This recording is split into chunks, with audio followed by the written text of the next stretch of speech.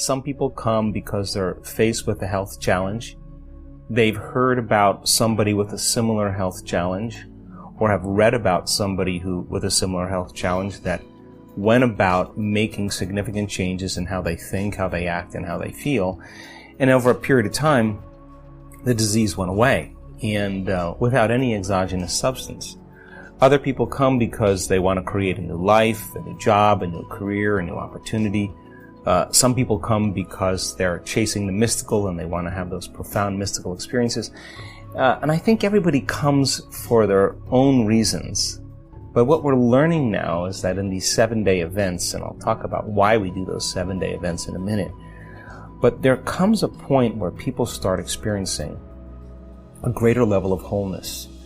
And when you start seeing that kind of coherence that goes on in the brain and coherence that goes on in the heart, and we measure this, when you feel so whole and so complete that you're happy with yourself, and you probably will want less. And you're less reliant on anything outside of you to bring you joy. And I think that kind of is who we are innately. So people come for all kinds of reasons, and they think it's because they want wealth, or they want health, or they want a new relationship. But it's who they become in the process, because that's what you take with you. And so we were doing these 4.5-day advanced events, and what I noticed is right around the last day or so, people were having significant transformations. And I started realizing, God, if we had just 3 more days with them, what could we accomplish? So we started doing these 7-day events, and the events are an opportunity for people to retreat from their lives, to remove the constant stimulation in their external environment that reminds them of who they think they are as a personality. To separate themselves from the people they know and the places they go and the things that they do at the exact same time every day in that routine program. Long enough for me to remind them of what they already know, that they are the creator of their life. And so if you can combine a little neuroscience with a little quantum physics, with a little neuroendocrinology, with a little psychoneuroimmunology, a little bit of epigenetics, all of those new sciences really point the finger to what's possible. So people that come to the week-longs are people that are experienced in doing this work. We want them to be practicing at home because I'm going to stretch them outside of their comfort zone. And the first day is always the big day, because when you come, people have to get beyond themselves. And after looking at 8,500 brain scans, I now know without a doubt that you and I are at our absolute best when we get beyond ourselves. And there's a formula in helping people to do that. Now, when you forget about yourself, you're moving into a very creative process. You're not thinking about what you look like. You're not thinking about what you eat. You're not thinking about your past or all your problems or your pain. You're not thinking about your name. In fact, you dissociate from everything that's known for you, and that's the creative process, stepping into the unknown. So the first day, I challenge people to get beyond themselves. And so they'll learn, I'll remind them of some of the basics, and then we're going into a meditative process for different parts of the day, and they're working on taking their attention off their body, off the people in their life. Now think about this.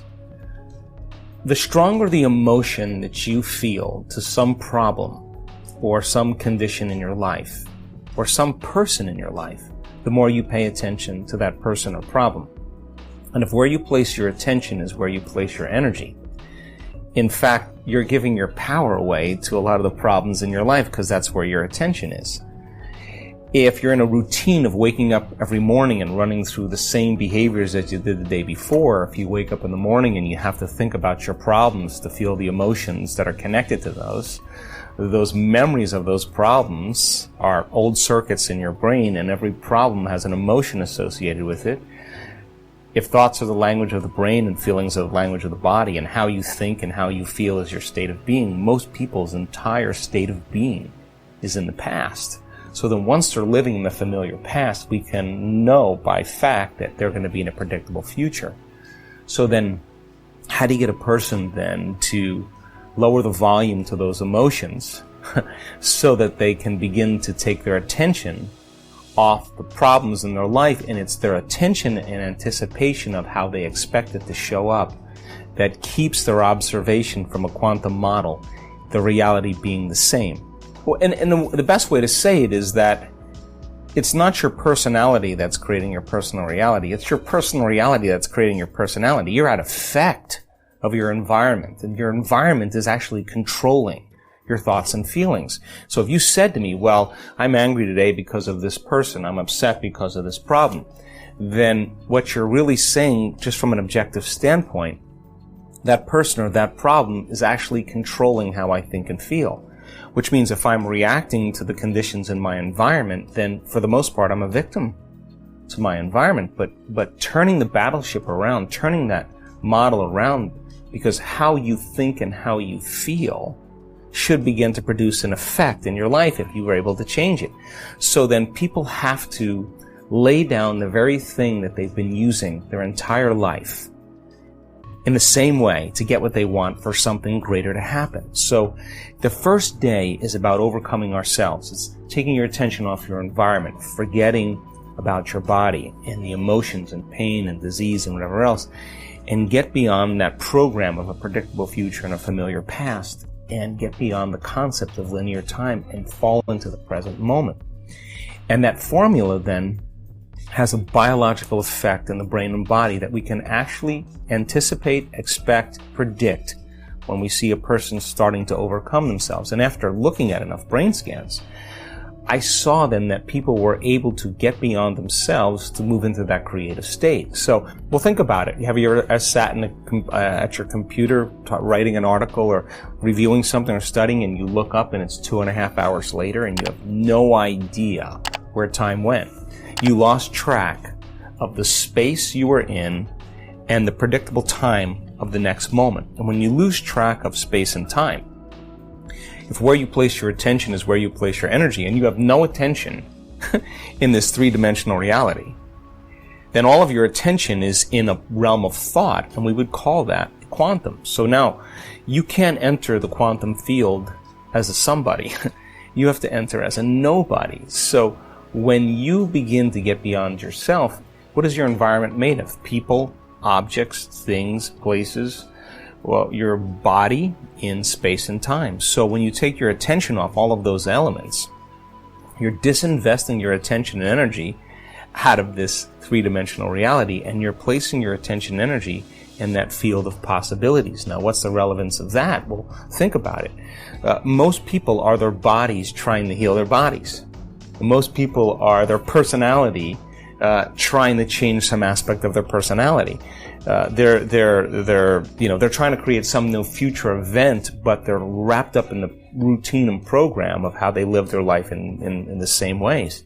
But the truth is that we're all stuck in these programs, and they've lost their free will to a program because they run the same routine every single day. So without knowing it. Without knowing it. So then you need a crisis or a disease or a loss or a betrayal or a shock or something. You finally wake up, right? So our community of people, when they understand that they have to get beyond themselves, because when they do, now they're ready to create. They're not thinking about what they look like.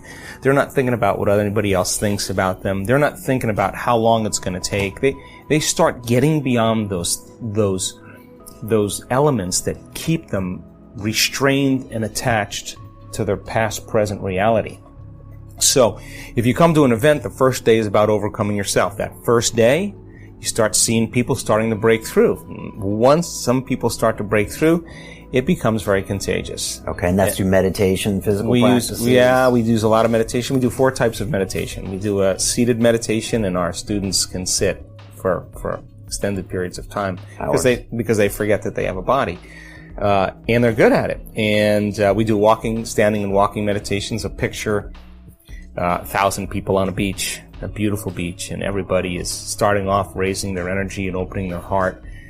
And then they begin to embody who they want to become. They start to walk as that person, breathe as that person. They start to take it on, and they start embodying that energy.